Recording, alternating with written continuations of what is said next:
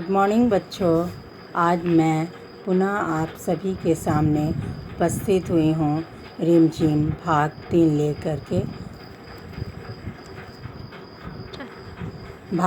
लेकर के जिसमें आपका पार्ट दो का नाम है सेखीबाज मक्खी।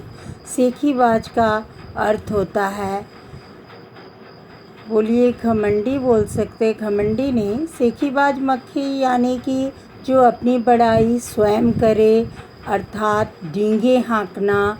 इस तरह के जो डींगे हाँकते हैं उसे हम लोग सेखीबाज कहते हैं। डींगे हाँकने वाली मक्खी जो अपनी बड़ाई स्वयं करती है। ठीक है बच्चों, तो आपके पाठ का नाम है सेखीबाज मक्खी। देखिए पाठ को आज हम लोग पढ़ते हैं, ध्यान से सुनिएगा। एक था जंगल, उस जंगल में एक शेर भोजन करके आराम कर रहा था। इतने में एक मक्खी उड़ती उड़ती वहाँ आ पहुँची। शेर ने 2-3 दिनों से स्नान नहीं किया था, इसलिए मक्खी शेर के कान के एकदम पास भिन भिन करने लगी। क्या है बच्चों, एक जंगल था, उस जंगल में एक शेर खाना खाकर सो रहा था। इतने में एक मक्खी वहाँ पर उड़ती उड़ती आ पहुँची। और शेर क्या था, 2-3 दिनों से स्नान नहीं किया था, तो मक्खी उसके शेर के कान के पास एकदम भिन भिन करने लगी। शेर को बहुत मुश्किल से नींद आई थी। उसने पंजा उठाया, मक्खी उड़ गई, लेकिन फिर से शेर के कान के पास भिन भिन शुरू हो गई। देखो कितनी वो ढीठ मक्खी थी, शेर से तनिक भी न डरी।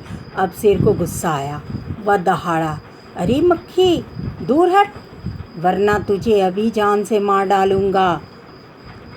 मक्खी ने धीरे से कहा, छी छी, जंगल के राजा के मुंह से ऐसी भाषा कहीं शोभा देती है। मक्खी ने क्या कहा, छी छी छी, जंगल के राजा के मुख से ऐसी भाषा शोभा नहीं देती है।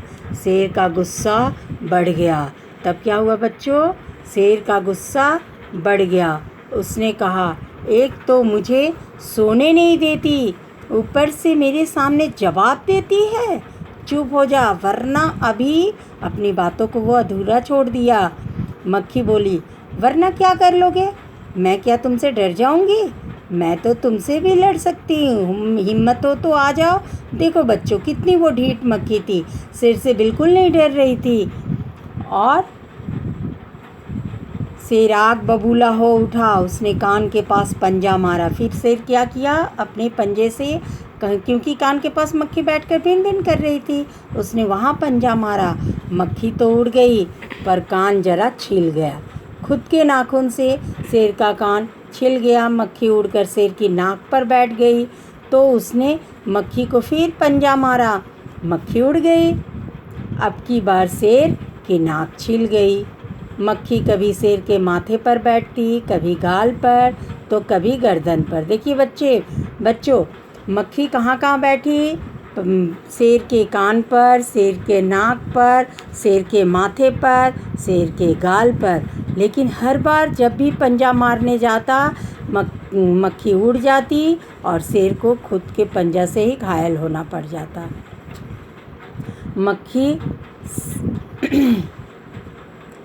मक्खी तो फट से उड़ जाती थी। अंत में शेर ऊब गया, थक गया। वह बोला, मक्खी बहन अब मुझे छोड़ो, मैं हारा और तुम जीती, बस। अब क्या किया शेर बेचारा, बोला कि मक्खी बहन अब मैं तुमसे हार गया, तुम जीत गई।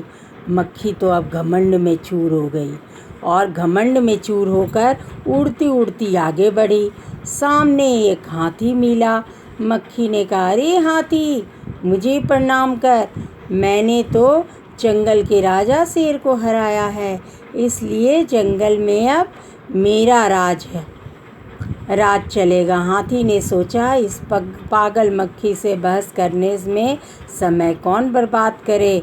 हाथी ने सूंड ऊपर उठाकर मक्खी को प्रणाम किया और आगे बढ़ गया। सामने से आ रही लोमड़ी ने यह सब देखा, तो तभी अचानक सामने से एक लोमड़ी आ रही थी। वो ये सब देख रही थी, यानी जिस तरह से मक्खी ने हाथी से प्रणाम करवाया और बातें कही।